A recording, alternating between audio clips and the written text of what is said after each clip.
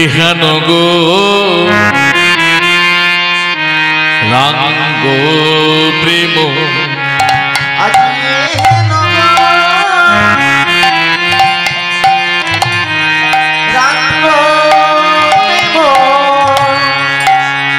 আমি কেন বাঙ্গ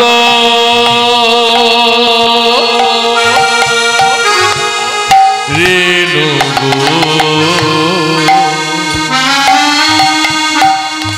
ইহান গো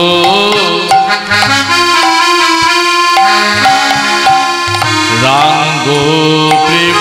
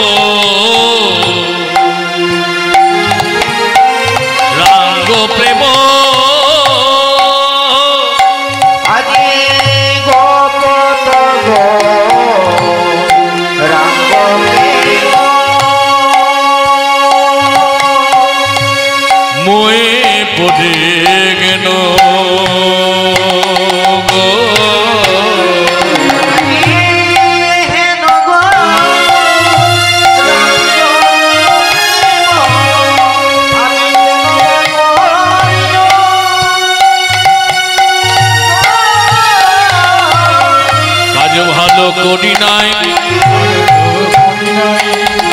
কাজ ভালো করি নাই ওই গোড়ার সনে প্রেম করে কাজ ভালো করি নাই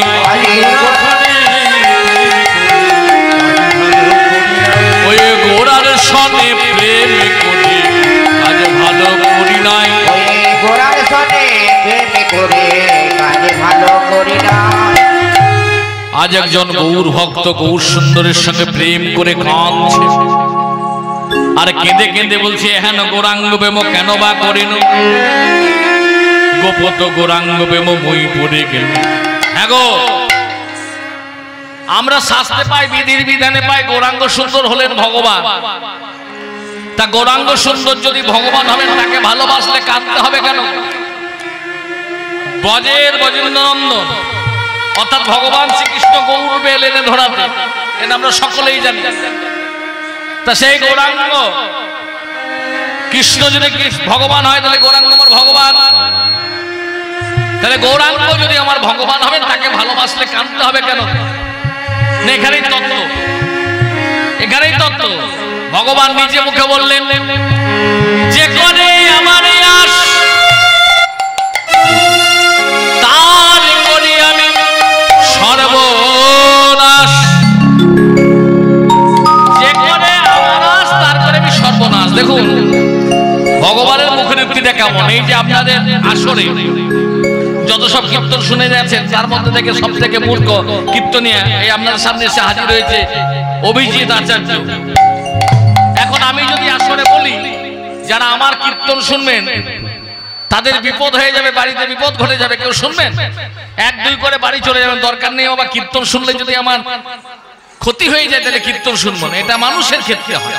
কিন্তু ভগবান যখন বললেন যে করে আমার আশ তার করে আমি সর্বনাশ, তখন সুচতুর ভক্ত তারা ভগবানের আতুল চরণ জড়িয়ে ধরলেন। কেন সুচতুর বললাম? কেন সুচতুর? কারা গো? কারোর কাছ থেকে কিছু ছিনিয়ে নিয়েছেন, কাউকে ভুলিয়ে ভালিয়ে কিছু আনেছেন, এগুলো সুচতুর না, এগুলো হলো কপটতা। চালাক কাকে বলে? কৃষ্ণদাস কবিরাজ তার গ্রন্থে পরিষ্কার ভাবে লিখলেন কারা চালাক কারা সুচতুর। কৃষ্ণ নামে হরি নামে বড়ই মধুর,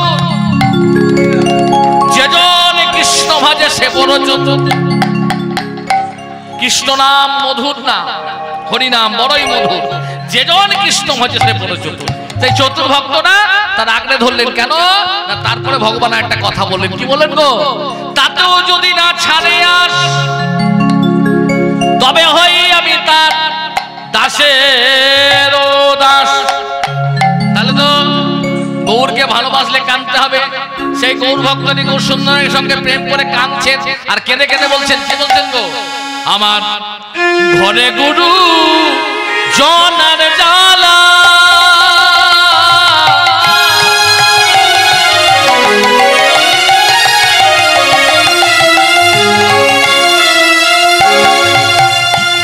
সহিতে না পারি।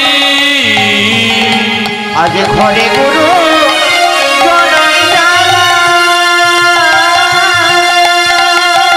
হরি বল হরি বল হরি বল। সহিতে না পারি গো, ঘরে গুরু জনা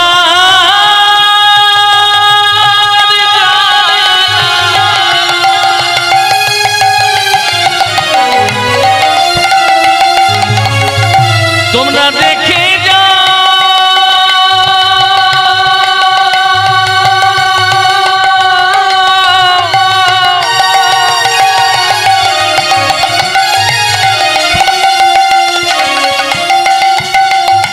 তোমরা দেখে যাও,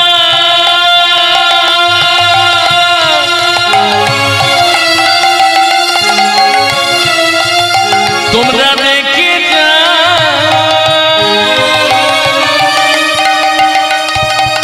আমি কেমন ঘরে বাস করি। আজি ঘরে গুরু জনার জ্বালা, হরি বল হরি বল। আমি সহিতে না পারি গো, অবলা, অবলা কাকে বলে গো? যে কথা বলতে পারে না, যার বাক শক্তি নেই, সেই তো অবলা। অবলা করেছে বিধি,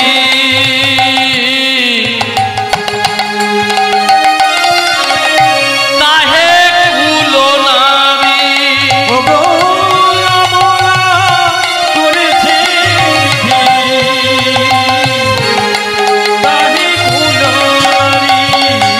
ওই অবলা করেছে নারী, তাহে কুলো নারী। ওই অবলা করেছে বিধি, তারি কোলো নারী। শৈব বলো, শৈব বলো, শৈব বলো। আমি শৈব বলো, আমি আর কত শৈব বলো, আমি আর কত শৈব বলো। ওগো আমি তয় বলা নারী, আর কত শৈব বলো। কি আমি তোয় বলা নারী, আর কত শৈব বলো। অবলা করেছে বিধি, তাহে কুলো নারী। নারী শব্দে নারী তো মেয়ে মানুষ। হরে কৃষ্ণ হরে কৃষ্ণ। তাহলে মেয়েটিকে, এই যে গৌর ভক্ত যার সঙ্গে গৌর সুন্দর সঙ্গে প্রেম করে কাঁদছেন, এই গৌর ভক্তটি হলেন মেয়ে মানুষ। মেয়েটিকে গো, এই মেয়েটি হলেন নারায়ণী। ওই যে শিবাস পণ্ডিত, যার আঙিনায় মহাপ্রভু নর্তন কীর্তন করেন, সেই শিবাস পণ্ডিতের ভাইজি নারায়ণী। আগেকার দিনে খুব অল্প বয়সে বিয়ে দেওয়া হতো। বাল্যকালে বিয়ে দেওয়ার পরে তার স্বামী দেবতা মারা যায়, পতি দেবতা মারা যায়। তখন থেকে সে বিধবা, বাল্য বিধবা। সেই বিধবা সে নারায়ণী। আজ কাঁদছেন কেন? কিসের জন্য কাঁদছেন? না, অল্প বয়সে স্বামী দেবতাকে হারিয়েছে বলে, অপয়া অলক্ষণে বলে শ্বশুর বাড়ি থেকে বিতাড়িত করে দিলেন, শ্বশুর বাড়ি থেকে তাড়িয়ে দিলেন। এসে কাঁদতে শুরু করলেন। শিবাস পণ্ডিত বলছে, মা কাঁদছিস কেন? আমার পতিকে হারিয়েছি, পতি দেবতাকে আমি হারিয়েছি, এর জন্য কাঁদছি। মা, তোর এই জগতের পতি হারিয়েছিস বলে কাঁদছিস? কিন্তু তোর প্রতি আমার প্রতি জগতের প্রতি একজন আছে, সেই প্রতির আরাধনা কর মা। এ প্রতি গেছে তো কি হবে, জগৎপতির আরাধনা কর, এই বলতে শুরু করলেন। সেই জগৎপতির আরাধনা করতে বললেন। জগৎপতিকে আমার গৌরাঙ্গ সুন্দরের আরাধনা করতে বললেন। সে গৌর সুন্দরের আরাধনা করতে শুরু করলেন, গৌর ভগবানের গুণগান করতে শুরু করলেন। কেমন হবে গো? গৌর আমার প্রাণধন গোবর নীলমণি, গৌরী ছাড়া এ জগতে কিছু নাহি জানি। গৌর আমার প্রাণধন গৌরী নীলমণি, রাধে গৌর ছাড়া এই জগতে কিছু নাই জানি। গৌর আমার প্রাণধন গোবর নীলমণি, গৌর ছাড়া এ জগৎ কিছু নাহি জানি।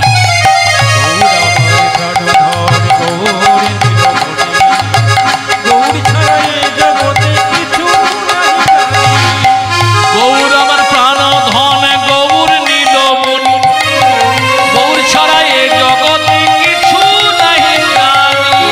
গৌর আমার প্রাণধন গৌরী নীলমণি, গৌর ছাড়া এই জগতে কিছু নাই জানি। গৌর শরণং গচ্ছামি, গৌর শরণং গচ্ছামি। গৌর শরণং গচ্ছামি, গৌর শরণং গচ্ছামি। আজানুলম্বিত ভুজ কনকায়াবদাত, সংকীর্তনে কপিতর কমলায় দক্ষ, বিশ্বম্ভর দ্বিজবর যুগধর্মপাল, বন্দে জগৎ প্রিয়কর করুণার অবতার। গৌর আমার প্রাণধন গৌর গৌর নীল, নীলমণি, গৌর ছাড়া এই জগতে কিছু নাই জানি। গৌর আমার প্রাণধন গৌরী নীলমণি, গৌর ছাড়া এই জগতে কিছু নাই জানি। তাই আজকে এই গৌর ভজনা করতে করতে সে নারায়ণী কাঁদতে শুরু করলেন। কেন কাঁদছেন তো না, একদিন মহাপ্রভু ওই শিবাসাঙ্গিনায় বসে প্রত্যেকের মনোবাঞ্ছা পূর্ণ করছেন। এই যে কীর্তন শুনতেছে, যারা ধৈর্য ধরে কীর্তন শুনছেন, এই কীর্তন শুনলে কেন মহাপ্রভু বলছেন, এই কীর্তন যদি শোনে যে যা মনোবাঞ্ছা করে বসবে, প্রত্যেকের মনোবাঞ্ছা পূর্ণ হবে। এই যে ধরুন আপনারা এইখানে মায়ের মন্দিরে পূজা দিতে এসেছেন। পূজা মানে কি গো? প্রত্যেকে তো ডালি ভরে পূজা দিতে এসেছেন। পূজা মানে জানেন? পয়ে দীর্ঘ বর্গীর জায়গার পূজা, পয়ে পবিত্র, দীর্ঘ উপাচা, বর্গীর যে জপ, আকারে আচার বা আরাধনা। এই যদি ভাব থাকে আমাদের, পবিত্র উপাচার জপ আচারের নাম হলো পূজা। মন্ত্রতন্ত্র যদি থাকে শুদ্ধ অন্তর, তবে কিবা হবে মন্ত্রতন্ত্র। শুদ্ধ অন্তর নিয়ে মায়ের এখানে এসেছেন, প্রত্যেকের মনোবাঞ্ছা মা পূর্ণ করবেন, তবে অন্তরটা শুদ্ধ হতে হবে। তাই একদিন মহাপ্রভু প্রত্যেকের মনোবাঞ্ছা পূর্ণ করছেন, যে যা মনে মনে করছেন প্রত্যেকের মনোবাঞ্ছা করছেন। সেই সময় নারায়ণী মনে মনে চিন্তা করলেন, প্রভু তুমি তো সকলের মনোবাঞ্ছা পূর্ণ করছো, কিন্তু আমার যে মনে একটা বাসনা জেগেছে প্রভু, তুমি আমার বাসনা পূরণ করবে না? করবে। মহাপ্রভু কার বাসনা পূরণ করে না গো? প্রত্যেকের মনোবাসনা পূরণ করে। তো প্রভু তুমি আমার বাসনা পূরণ করবে না? কি বাসনা মনে মনে জেগেছে যে প্রভু আমি তো বাল্য বিধবা, কিন্তু প্রভু যদি তোমার মতো সুসন্তান আমার গর্ভে আসতো, তোমার মতো সন্তান যদি আমি পেতাম, তাহলে আমার জীবন সার্থক হয়ে যেত প্রভু। তাহলে প্রভু তুমি কৃপা করে তোমার মতো একটা সন্তান আমায় দান করো। এটা মনে মনে চিন্তা করছে। আর অন্তর্যামী গৌর সুন্দর অন্তরে সব কথা বুঝতে পেরেন, অন্তর্যামী গৌরাঙ্গ সুন্দর সব কথা অন্তরে বুঝতে পেরেছেন। তাই নারায়ণীকে ডেকে বলেন, এই যে নারায়ণী শোনো শোনো শোনো, এই যে নারায়ণী শোনো, বলো তোমার, বলুন প্রভু কি আদেশ? বলে আদেশ কিছু নেই, আমি নামের আসনে যাব, আমার বদনে আছে তাম্বুল, আমার মুখে আছে পান, তাই পান নিয়ে নামের আসরে যাওয়া যাবে না। তাই আমি কি করবো, আমার এই চেবানো পান, আমার চর্পিত তাম্বুল তুমি তোমার কাছে রেখে দাও। এই বলে চর্পিত তাম্বুল তার হাতে তুলে দিলেন। যেই তুলে দিলেন অমনি কি হলো গো, যে চর্পিত তাম্বুল তার হাতে তুলে দিলেন, যে চর্পিত তাম্বুল তার হাতে তুলে দিলেন, হরে কৃষ্ণ হরে কৃষ্ণ, প্রভু জয় প্রভু জয় প্রভু জয় প্রভু।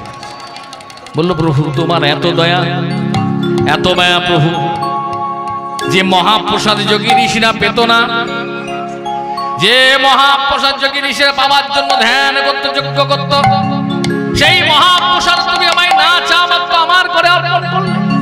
এ তোমার কেমন দয়া কেমন মায়া প্রভু, যে অধরামৃত পান করার জন্য মনি ঋষি যোগীগণ ধ্যান করতে যজ্ঞ করত, সেই মহাপ্রসাদ তুমি না চাও মাত্র আমার করে অর্পণ করলে প্রভু। এ তোমার কত দয়া কত মায়া প্রভু। এই বলে চেবানো তাম্বুল চর্পিত তাম্বুল নারায়ণী নিজের হাতে নিলেন। এদিকে মহাপ্রভু চলে গেলেন নামের আসরে। আর চর্পিত তাম্বুলকে মহাপ্রসাদ জ্ঞান করে সঙ্গে সঙ্গে ভক্ষণ করলেন নারায়ণী। আর যেই ভক্ষণ করা উনি কি হলো গো, নারায়ণীর একটা নতুন লক্ষণ দেখা দিল। নারায়ণী চর্পিত তাম্বুল ভক্ষণ করে হয়ে গেলেন গর্ভবতী, অন্তঃসত্ত্বা হয়ে গেলেন। 1 মাস 2 মাস 3 মাস ক্রমে ক্রমে গর্ভ বেড়ে গেল। 5 মাস যেই হয়ে গেল সেই চারিদিকে ছড়িয়ে পড়লো, এই শুনেছিস নারায়ণীটা বাল্য বিধবা। এতদিন পর সে কিভাবে গর্ভবতী হলো, সে কিভাবে গর্ভবতী হলো, তার তো স্বামী দেবতা কবে মারা গেছে বাল্যকালে, সে এতদিন পরে কিভাবে গর্ভবতী হলো। ভক্তমণ্ডলী ভক্তিমতী মায়েরা নারায়ণীতে জানে না সে কিভাবে গর্ভবতী হয়েছে। সে শুধু গৌর ভগবানকে ভালোবেসেছে, সেই গৌর ভগবানকে ভালোবাসার জন্য এমন হয়েছে। তাই নবদ্বীপে নিন্দুক, নবদ্বীপের পাষণ্ডী, যারা হরি নামকে পছন্দ করতে পারত না, যারা কৃষ্ণ নামকে পছন্দ করতে পারত না, তারা একটা বিচার সভার আয়োজন করলেন। সে বিচার সভার আয়োজন করে নারায়ণকে ডেকে পাঠানো হলো।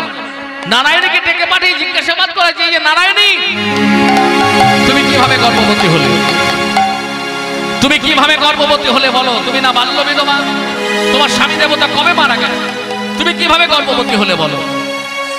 ভক্তমণ্ডলী ভক্তিমতী মায়েরা নারায়ণীতে জানে না সে কিভাবে গর্ভবতী হলো।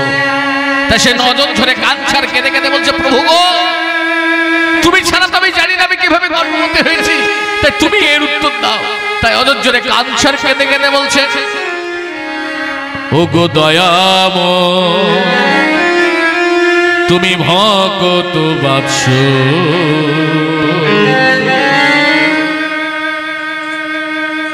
ও গো দয়াময় তুমি পতিত পাবো, কৃপাময়ী তুমি ভক্ত বাৎস। ও গো দয়াময় তুমি তো পতিত পাবো, কৃপাময়ী তুমি ভক্ত বাৎস। ও গো দয়াময় তুমি পতিত পাবো, কৃপাময়ী তুমি ভক্ত বাৎস।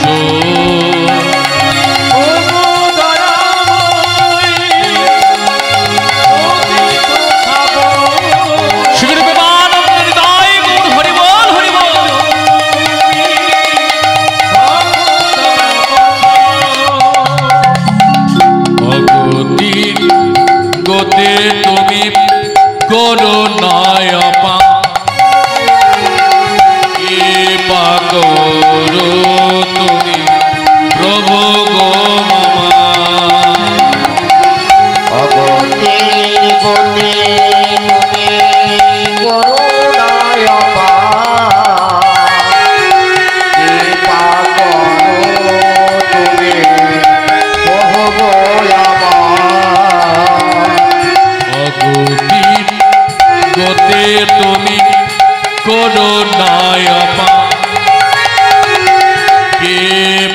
করো তুমি প্রভু গো আগে অবধি তুমি হরি বল হরি বল হরি বল।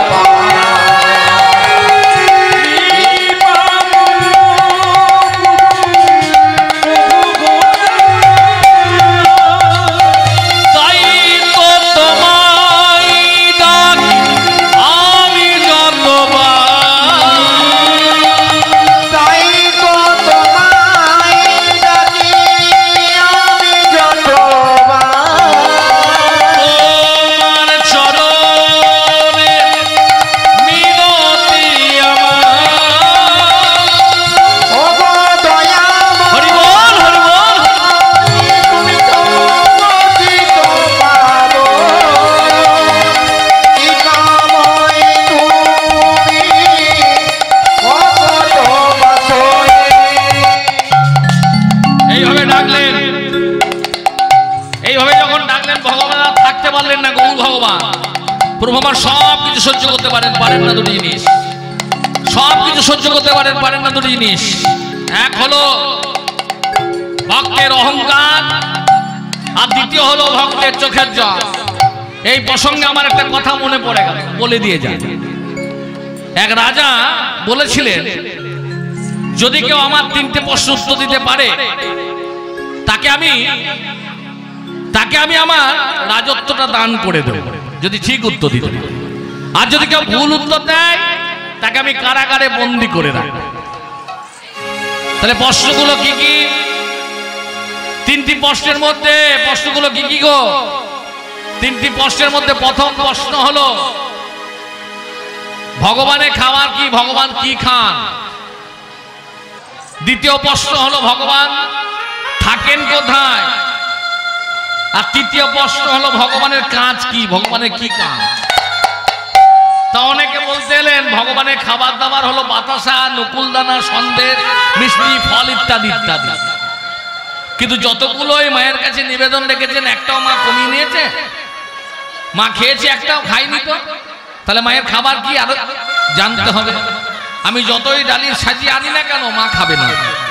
তাহলে খাবার কি, ভগবানের খাবার কি জানতে হবে। দ্বিতীয়, ভগবান থাকেন কোথায়? মন্দিরের মধ্যে। যদি মন্দিরের মধ্যে ভগবান থাকতেন তাহলে এখানে টাটা, বিড়লা, গোয়েঙ্কা বড় বড় সংস্থার মানুষ তারা সোনা দিয়ে মন্দির বানিয়ে দিতেন আর মাকে ধরে রাখতেন, ভগবানকে ধরে রাখতেন পারেননি। তাহলে ভগবান থাকেন কোথায় জানতে হবে। ভগবানের কাজ কি? বাজারে ঘুরে বেড়ান, রেশনের দোকান করে বেড়ান, হাটে বাজারে ঘুরে বেড়ান। ভগবানের কাজ কি জানতে হবে। অনেকে ভুল উত্তর দিয়ে কারাগারে বন্দী হয়ে গেলেন। কে বললেন ভগবানের খাবার দাবার হলো বাতাসা, নকুলদানা। কে বললেন ভগবান থাকেন মন্দিরের মধ্যে। কে বললেন ভগবানের কাজ গরু চড়িয়ে বেড়া। বিভিন্ন রকম কথা বললেন। অনেকে এসে কারাগারে বন্দী করে রাখলেন সেই রাজা। অবশেষে একজন নিষ্ঠাবান ব্রাহ্মণ। নিষ্ঠাবান কেন বললাম? এই আমার মতো জন্মসূত্রে ব্রাহ্মণ হলে হবে না, কর্মসূত্রে ব্রাহ্মণ হতে হবে। ত্রিসন্ধ্যে গায়ত্রী করতে হবে, ব্রহ্ম কি জিনিস জানতে হবে, সেই ব্রাহ্মণ।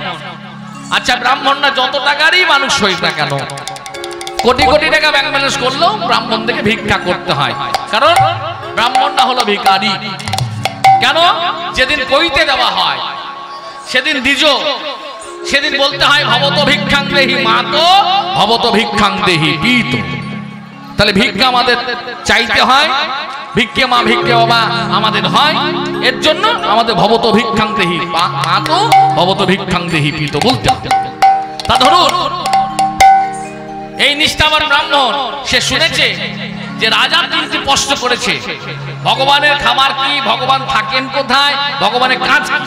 সেটা শুনে ও বলেছে এই উত্তর যদি দিতে পারে তাহলে তো আমার দুঃখের দিন শেষ হয়ে যাবে, আমি রাজা হয়ে যাব। তাহলে যাই, এই বলবে ঠিক আছে। গিয়ে রাজার দরবারে যে বলছে, প্রণাম রাজা মশাই, প্রণাম প্রণাম প্রণাম। এ কি আমার সমাজে ব্রাহ্মণ এসেছে, এই যে আমার সৌভাগ্য। রাজা মশাই জানতেন অনেক ভাগ্যের ফলে ব্রাহ্মণ বৈষ্ণব আসিয়া মেলে, এ যে গো শাস্ত্রের প্রমাণ। অনেক ভাগ্যের ফলে প্রকৃত ব্রাহ্মণ প্রকৃত বৈষ্ণব একজন বাড়িতে এসে মেলে। তাই আপনি আমার কাছে এসেছেন, বলুন ব্রাহ্মণ কিসের জন্য এসেছেন আপনি আমায় বলুন। না রাজা মশাই, আপনি যে 3টে প্রশ্ন করেছেন সে 3টে প্রশ্ন উত্তর দিতেছি, আপনি জানেন? বললে হ্যাঁ। দেখুন এতক্ষণ আপনাকে ব্রাহ্মণ বলে সম্মান করলাম, কিন্তু এই 3টি প্রশ্ন যদি উত্তর দিতে না পারেন তাহলে কিন্তু আপনাকে কারাগারে বন্দী করে রাখবো, তখন ব্রাহ্মণ বলে ছাড়বো না, আমি জানি। তাহলে আর বিলম্ব করে লাভ নেই, প্রথম প্রশ্নে যায়। ভগবানের খাবার কি, ভগবান কি খান? বলে আগে জানতাম ভগবানের খাবার হলো বাতাসা, নকুল দানা, সন্দেশ ইত্যাদি ইত্যাদি, কিন্তু দেখেছি ভগবান এগুলো খায় না। কি খান? ভগবানের খাবার হলো ভক্তের অহংকার। যদি কোনো ভক্তের অহংকার হয়, ভগবান তৎক্ষণাৎ সে অহংকারকে খেয়ে ফেলে ভক্তকে খাঁটি সোনা তৈরি করে ফেলে। বলো বাহ, সুন্দর কথা, এই উত্তরই চাইছিলাম। দ্বিতীয় প্রশ্নে যায়, ভগবান থাকেন কোথায়? বলে আগে জানতাম ভগবান মন্দিরের মধ্যে থাকেন, কিন্তু আপনার এই সভাতে এসে সংশয় আমার দূরীভূত হলো। আমি জানলাম ভগবান মন্দিরের মধ্যে থাকেন। ভগবান যদি মন্দিরের মধ্যে থাকতেন তাহলে আপনি সোনা দিয়ে একটা মন্দির বানিয়ে দিতেন আর আগে ধরে ফেলতেন। যখন পারেননি তখন জানলাম ভগবান মন্দিরের মধ্যে থাকেন। ভগবান কোথায় থাকে? ভগবান নিজে মুখে বললেন, আমি বৈকুণ্ঠ থাকি না, আমি যোগীদের হৃদয় থাকি না, যেখানে আমার ভক্তরা গুণগান করে, যেখানে আমার ভক্তরা আসা যাওয়া করে, সেখানে আমি বিরাজ করি। এই যে এখানে আমার ভগবান বিরাজ করছেন, ভক্তদের মাঝে ভগবান আমাদের বিরাজ করছেন। আমরা ভগবানকে দেখতে পাচ্ছি না, কেন জানেন? এই চামড়ার চক্ষু দিয়ে ভগবানকে দেখা যাবে না, এই চামড়ার চক্ষু মুদিত করে অন্তরের দিকে তাকাতে হবে, তাহলে ভগবানকে আমরা দেখতে পাবো। কিন্তু কি হলো, যখনই চামড়ার চক্ষু মুদিত করে অন্তরের দিকে তাকাতে গেলাম, তখনই আমাদের অন্তরটা পরিষ্কার নেই, কালিমায় ভর্তি হয়ে যাচ্ছে। আমাদের কালিমায় ভর্তি হয়েছে, অন্তরটাকে পরিষ্কার করতে হবে, অন্তরটাকে মার্জন করতে হবে, তবে প্রভু আমাদের অন্তরে থাকবে। বলো বা, সুন্দর কথা। তাহলে ভগবান থাকেন ভক্তদের হৃদয়ের মাঝে, খুব সুন্দর কথা। তাহলে তৃতীয় প্রশ্নে যায়, ভগবানের কাজ কি, ভগবান কি কাজ করেন? বলেন দাঁড়ান দাঁড়ান দাঁড়ান, তৃতীয় প্রশ্ন উত্তর দেবো, তবে আপনাকে একটা কাজ করতে হবে। কি না, আপনি বলেছিলেন 3টি প্রশ্ন, 2টি প্রশ্ন উত্তর দিয়েছি, এবার আপনাকে একটা কাজ করতে হবে। আপনি সিংহাসন দেবেন, তৃতীয় প্রশ্নে বলবেন আপনি সিংহাসনের নিচে নেমে দাঁড়ান, আমি সিংহাসনে গিয়ে বসবো। বলো না না, তা হবে না, তৃতীয় প্রশ্ন উত্তর দিতে না পারলে সিংহাসন ছাড়া যাবে না। বলুন রাজা মশাই, আপনি যদি সিংহাসন না ছাড়েন তখন আমি কি করব? তৃতীয় প্রশ্ন উত্তর দেওয়ার পরে রাজামশাই বলেন, না ব্রাহ্মণ বেশ যুক্তিবাদী, না আসুন আসুন। রাজামশাই সিংহাসন থেকে নিচে নেমে দাঁড়িয়েছেন, আর সেই ভিখারি ব্রাহ্মণ সিংহাসনে গিয়ে বসেছে। যেই সিংহাসনে বসে অমনি রাজা রাজা ভাব হয়ে গেছে, নেই কোনো কিছুর অভাব। ওখান থেকে বলছে, কি কি ব্রাহ্মণ বলে দিন, ভগবানের কাজ কি? আপনি বুঝতে পারছেন না ভগবানের কাজ কি? আপনি উত্তর পেয়ে গেছে, চলে যান। মানে বলেননি তো, আসতে বলেননি তো, আমি উত্তর পেলাম কি করে? আপনি বলে দিন। অনেকক্ষণ থেকে আপনি বলছেন না, বলুন। বলে এতক্ষণ আপনি কে ছিলেন? কেন রাজা ছিলাম। সিংহাসনটা দিয়ে কি হলেন? ভিখারি। আর আমি কি ছিলাম? আমি ছিলাম ভিখারি ব্রাহ্মণ। সিংহাসনটা পেয়ে কি হয়েছি? রাজা। তাহলে ভগবানের কাজ কি? ও গো, কাউকে ভাঙে, কাউকে গড়ে, কাউকে ভাঙে, কাউকে গড়ে, কাউকে ভাঙে, কাউকে গড়ে, কাউকে ভাঙে, কাউকে গড়ে। ভগবানের বিচার এমন, কাউকে ভাঙে, কাউকে গড়ে। ভগবানের কাজ এমন, কাউকে ভাঙে, কাউকে গড়ে। আজকে যে রাজা ধীরাজ কাল সে ভিক্ষা চাই, চিরদিন সবার সমান নাহি যায়। তাই অহংকার করবেন না। আমি ভাবছি আজকে আমি রাজা হয়ে আছি, চিরজীবন আমি রাজা হয়ে থাকবো, হবে না। কালকে আপনাকে ভিখারি করে দেবে। ভগবানের এমন পাওয়ার, এমন শক্তি, তাই অহংকার করবেন না। বাহ, তাই মহাপ্রভু থাকতে পারলেন না, এসে বলেন এই যে পণ্ডিত সমাজ, আমরা না নারায়ণীকে দোষারোপ করছেন, আর নারায়ণী অন্তঃসত্ত্বা হয়েছে শুধু আমার জন্য। আমারই চর্পিত তাম, আমারই চর্পিত তাম্বুল, আমারই চর্পিত পান খেয়ে সে অন্তঃসত্ত্বা হয়েছে। বলে নিমাই, তুমি আমাদের জল পড়া ভূত পেয়েছো? হ্যাঁ গো, কেউ পান খেয়ে কেউ গর্ভবতী হয়ে কথা বিশ্বাস করা যাবে? আমি জানতাম আপনারা বিশ্বাস করবেন না, তাই আপনাদের মধ্যে যিনি ন্যায় রত্ন তিনি কি জিজ্ঞাসা করুন, নারায়ণী গর্ভকে সে উত্তর দেবে। তাই ন্যায় রত্ন গিয়ে নারায়ণী গর্ভকে জিজ্ঞাসা করছে, এই যে নারায়ণী গর্ভ, তুমি কে, তুমি কোথা থেকে এলে? সঙ্গে সঙ্গে নারায়ণী গর্ভ থেকে উত্তর এলো, কি জানেন? শ্রী চৈতন্য পিতামহ নিত্যানন্দ গুরু, নিত্যানন্দ গুরু বৃন্দাবন দাস আমি বাঞ্ছা কল্পতরু। বাঞ্ছা কল্পতরু। শুনলেন, শুনলেন, সে সামান্য সন্তান হবে না, বৃন্দাবন দাস হয়ে বসে থাকবে না, সে আমারই চরিতার্থ রচনা করবে, আর সে গ্রন্থের নাম হবে চৈতন্য ভাগবত। তাই আজও যারা বাংলা সাহিত্যে রয়েছেন তারা চৈতন্য ভাগবত পড়েছেন, জানবেন। আর যারা বৈষ্ণব সিদ্ধান্তে রয়েছেন তারা তো পড়ছেনই। এই চৈতন্য ভাগবত বৃন্দাবন দাসের লেখা। তাই সখী ভাবাপন্ন হয়ে পদকর্তা এক পাশে বললেন, সুসন্তান প্রসব করার পরে সেই সখী ভাবাপন্ন হয়ে পদকর্তা এক পাশে বললেন, কি বললেন গো? কহ সখী কি বা করি,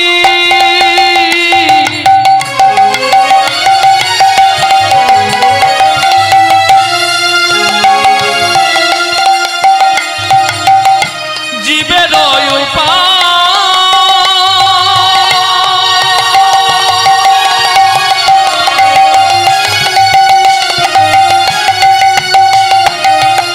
বাসুদেব ঘোষে কহে বুঝি প্রাণ কহ সখী কি বা কবে। হরি বল, হরি বল, হরি বল।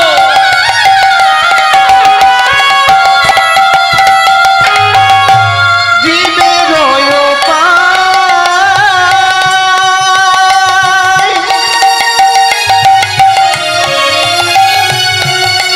বাসুদেব ঘটে তাহে বুঝি প্রাণ যায়। বাসুদেব ঘোষে কহে বুঝি প্রাণ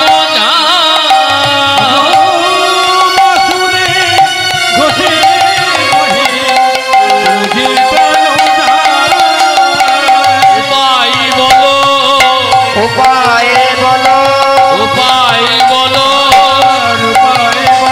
এ কলি জীবে উপায় বলো, বলি জীবের উপায় বলো। এ কহ সখী কিবা করি, কলি জীবে উপায় বলো।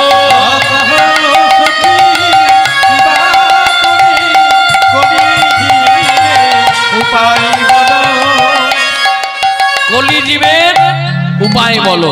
সুসুন্দর প্রসব, সুন্দর সন্তান প্রসব হলো, নাম হইল বৃন্দাবন দাস। তাই কলির পাপা হতে জীবকে উদ্ধার করার উদ্দেশ্য নিয়ে মহাপ্রভু আমার শিবাসঙ্গিনায় নর্তন কীর্তনে মাতলেন। শিবাসঙ্গিনায় মধ্য মনে হয়ে নর্তন কীর্তনে মাতলেন। ভাবটি কেমন হয়েছে গো? আজ মহাপ্রভু কি বলেছেন গো? আমাদের মতো রংচকে কেবল বললো না, কি বলেছে? ধবল পাটির জোর পড়েছে, রাঙা রাঙা পার দিয়েছে, চরণের উপরে দইলা যায় কোচা। আজ ধবল পাটে জোরে পড়েছে, রাগা রাগা পাড়ি দিয়েছে, চরণের ওপরে দোয়েলা যায় গোচা। ধবল পাটির জোর পড়েছে, রাঙা রাঙা পার দিয়েছে,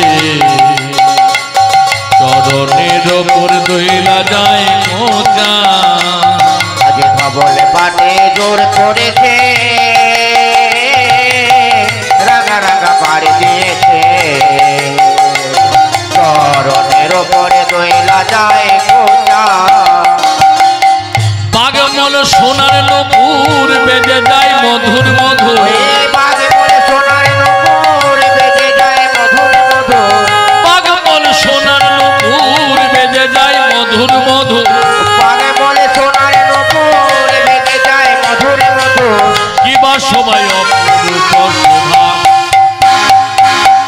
বলে পাটের জোর পড়েছে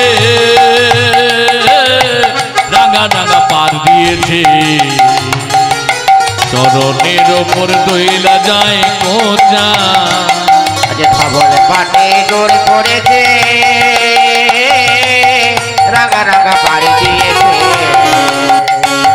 চরণের ওপরে দইলা যায় কোচা চরণের ওপরে দইলা যায় কোচা দিগল দিগল চাঁচর চলে তাই বেঁধেছে চাপা দিগল দিগল চাঁচর চুল তাই বেঁধেছে চাপা ফুল দিগল দিগল চাঁচর চলে তাই বেঁধেছে চাপা দিগল দিগল চাঁচর চুল তাই বেঁধেছে চাপা ফুল মালতের মালায় বেড়া ঝোটা ওই মালতের মালায় বেড়া ফোটা এই যে ধরুন এই যে কীর্তনে না বড় বড় চুলটাকে কিসের জন্য জানেন এই মহাপ্রভুর পথকে অনুকরণ করছে মহাপ্রভুর ক্যালেন্ডারের ছবিতে দেখবেন চাচর চিকর চুল সন্ন্যাস ধর্মের আগে বড় বড় চুল কেন না মহাপ্রভু নিজে পথকে অনুকরণ করার জন্যই কীর্তনিয়া দিকে ছেড়েছে আজকে মহাপ্রভু নিজে মুখনিষিদ্ধ বাণী কি বলেছিলেন শিবাসাঙ্গিনায় বসে তিনি কি বলেছিলেন পৃথিবীতে আছে যত নগরাদি সর্বত্র প্রচার হইবে মধুর কৃষ্ণ নাম পৃথিবীতে আছে যত নগরাদি নাম সর্বত্র প্রচার হবে মধুর কৃষ্ণ নাম মধুর হরিনাম আজ হচ্ছে পৃথিবীতে এত দেশ তার মধ্যে তথ্য ঘেঁটে দেখা যাচ্ছে 174টি দেশে 174টি দেশে আজকে হরিনাম প্রচার হচ্ছে শুধু আমাদের পশ্চিমবাংলা নয় শুধু ভারতবর্ষ নয় 174টি দেশে আজকে আমাদের হরে কৃষ্ণ নাম প্রচার হচ্ছে তাদের কাছে গেলে আমাদের মাথা নুয়ে যায় আজ বেশি দূর নয় এখান থেকে বেশি দূর নয় নবদ্বীপ মায়াপুর যদি গেছেন তাহলে দেখবেন সেখানে আমাদের ভারতবাসী নয় অ্যাংলো ইন্ডিয়া বিদেশ থেকে সাহেবরা এসে হরে কৃষ্ণ ভালো করে বলতে পারে না তারা হরি নাম করছে কৃষ্ণ নাম করছে অথচ আমাদের দেশে গৌর ভগবান এসেছে আমরা একবারের জন্য কৃষ্ণ নাম হরি নাম করি কারণ সেই মহাপ্রভুর পথকে অনুকরণ করে বিভিন্ন জায়গায় মহাপ্রভু বলেছিল এহেন গ্রাম নেই যেখানে হরিনাম প্রচার হবে না প্রসার হবে না আর সত্যিই তাই হচ্ছে প্রত্যেকটা জায়গায় হরিনাম প্রচার হচ্ছে ইস্কন মন্দির প্রচার দেখবেন ভক্তি বেদান্ত স্বামী অভয় চারণার বৃন্দা বিভিন্ন জায়গায় তিনি এই হরিনাম প্রচার সঙ্গ করলেন ভগবান শ্রীকৃষ্ণের সংস্কৃত গীতা তিনি ইংরেজিতে ট্রান্সলেট করে বিভিন্ন জায়গায় প্রচার করে দিলেন ইংরেজি গীতা তারা পড়লেন তারা দেখলেন কৃষ্ণ নামের মধ্যে এত মাধুর্য এত প্রেম তারা সমস্ত কিছু ভুলে গিয়ে করতাল নিয়ে বলতে শুরু করলেন হরে কৃষ্ণ কৃষ্ণ কৃষ্ণ হরে হরে হরে রাম রাম রাম হরে হরে হরে কৃষ্ণ কৃষ্ণ কৃষ্ণ হরে হরে হরে রাম রাম রাম হরে হরে তাই সেই মহাপ্রভুর পথ অনুসরণ করে চাঁচর চিকর চুল দেখে কি বললেন দিগল দিগল চাঁচর চলে তাই বেঁধেছে চাপা ফুল ওই দিগল দিগল চাঁচর চুল তাই বেঁধেছে চাপা ফুল খুদ মালতির মালায় বেড়া ঝুঁটা আজ ওঠে মালতের মালায় বেড়া ফোটা খুদ মালতির মালায় বেড়া ঝুঁটা আজ ওঠে মালতের মালায় বেড়া ফোটা চন্দন মাখা গোনা গায়ে বাহু দোলাইয়া চইলা যায় আরে চন্দন মাখা গোরা রায় বাহু দোলাইয়া চইলা যায় চন্দন মাখা গোনা গায়ে বাহু দোলাইয়া চইলা যায় আরে চন্দন মাখা গোরা রায় বাহু দোলাইয়া চইলা যায় ললার মাঝে ভুবন মোহন ফোটা বলে পাটের জোর পড়েছে রাঙা রাঙা পাড়ি দিয়েছে চরণের ওপরে দইলা যায় কোচা চরণের ওপরে দইলা যায় কোচা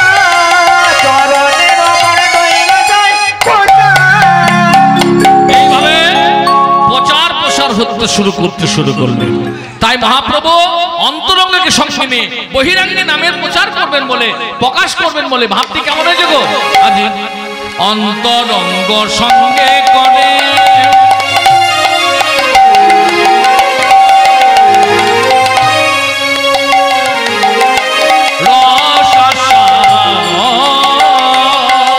আজি অন্তরঙ্গ সঙ্গে করে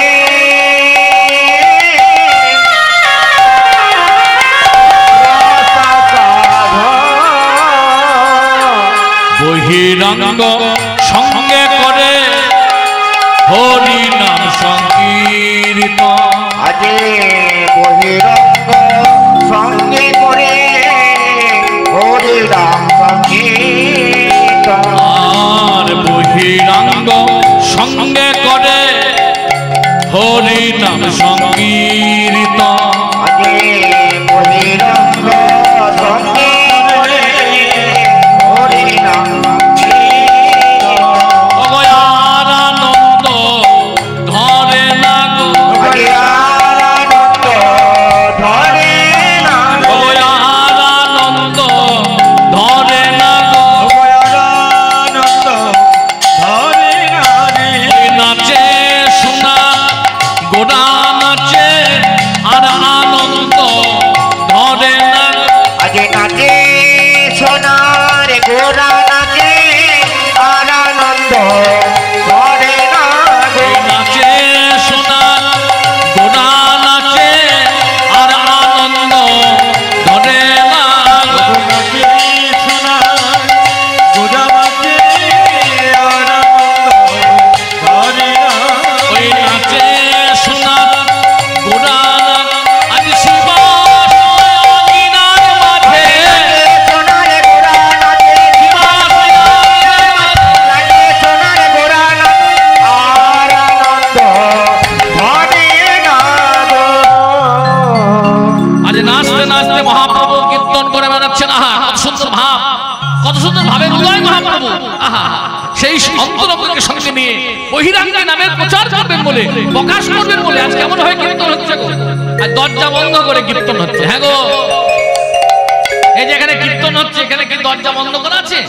এখানে যে কেউ এসে হরি নাম শুনতে পাবে, যে কেউ এসে কীর্তন শুনতে পাবে, কিন্তু আজকে দরজা বন্ধ করে কীর্তন করছে কেন? যেন বাইরের অশুভ শক্তি ভিতরে প্রবেশ করতে না পারে, এর জন্য দরজা বন্ধ করে কীর্তন হচ্ছে। আপনি কেমন হয়েছে গো? আজি কপাট দিয়া কীর্তন করে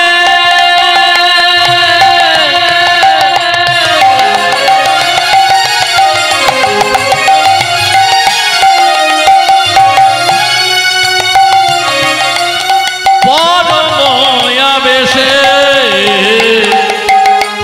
আজি কপার দিয়া কীর্তন করে হরি বল হরি বল হরি বল।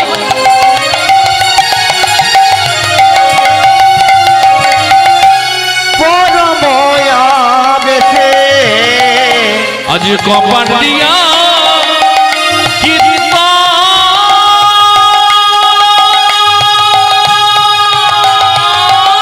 করে।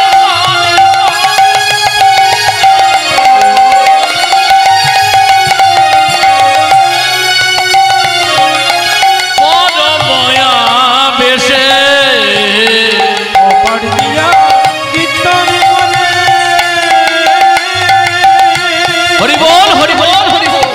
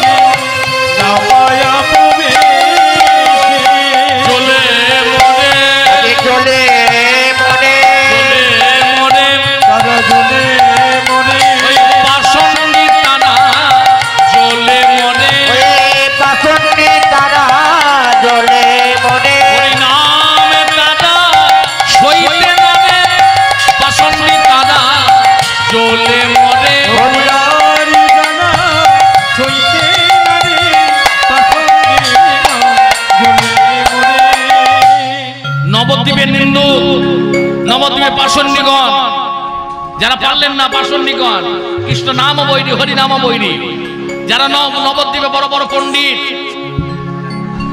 যারা বড় বড় পণ্ডিত, ন্যায়রত্ন, তর্করত্ন, বাচস্পতি, যারা হরি নামকে সহ্য করতে পারলেন না, তারা শিবাসাঙ্গিনে বহির্দ্বারে দাঁড়িয়ে এই হরি নামকে চিরদিনের জন্য বন্ধ করে দেবার চিন্তা ভাবনা করলেন। কিন্তু যার প্রবর্তক আমার গৌরাঙ্গ সুন্দর স্বয়ং নিজে, তাকে বন্ধ করার ক্ষমতা কার আছে গো? বিশ্ব ব্রহ্মাণ্ডে কারণ নেই। তাই তাদেরকে উপেক্ষা করে মহাপ্রভু বললেন, শুনে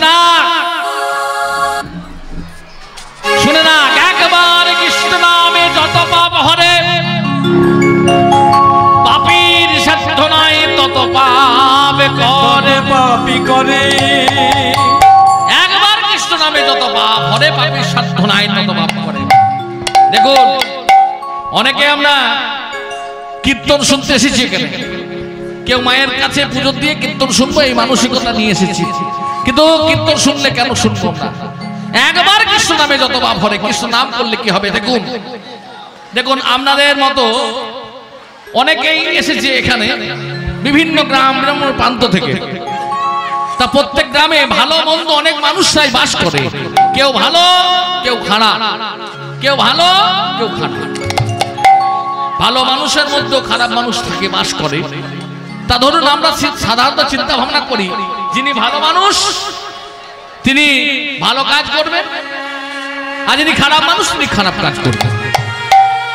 তা ধরুন এরকমই আমরা চিন্তা ভাবনা বিচার করি যে হ্যাঁ গো, মরে যাওয়ার পরে কে স্বর্গে যাবে কে নরকে যাবে বলতে পারবেন? এখানে তো অনেকে এসেছেন পুণ্যার্থী, কেউ বলতে পারবেন যে মরে যাওয়ার পরে আমরা স্বর্গে যাব না নরকে যাব? বলা যাবে, সহজ কথা, খুব সহজ, সকলেই বলতে পারবেন। দেখবেন একজন বিখ্যাত কবি বলেছেন, একজন বিখ্যাত কবি কি বললেন? এমন জীবন তুমি করিবে গঠন, মরিলে হাসিবে তুমি কাঁদিবে যখন তুমি জন্মেছিলে সবাই হেসেছিল তুমি কেঁদেছিলে, যেদিন তুমি চলে যাবে সেদিন সকলে কাঁদবে তুমি হাসবে, তবেই তোমার জীবন। তাই এরকমই এক গ্রামে এক ছেলে বাস করে, জীবনে রাহাজানি, ছিনতাই, চুরি, ডাকাতি সব রকমই করেছে। একদিন কি হয়েছে জানেন? একদিন গ্রামে হরিনাম সংকীর্তন হচ্ছে, আর বৈষ্ণব মহাজনগণ তারা হরিনাম করতে করতে চলে যাচ্ছে।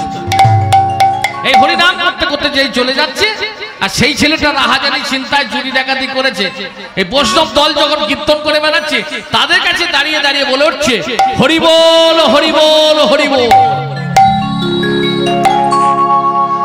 বৈষ্ণব মহাজন বলল যে আরে বাবা, ভূতের মুখে রাম না, এই ছেলে তো কোনোদিন হরিনাম বলে না, আজকে আমাদের সামনে হরি বল বলছে, যাক ওকে আশীর্বাদ করেছি, যাও বাবা তোমার কৃষ্ণ প্রেম প্রাপ্তি হোক, এই বলে দিয়েছে। ছেলেটা কিছুদিন রাহাজানি, ছিনতাই করতে করতে, চুরি ডাকাতি করতে করতে এক সময় মারা গেছে।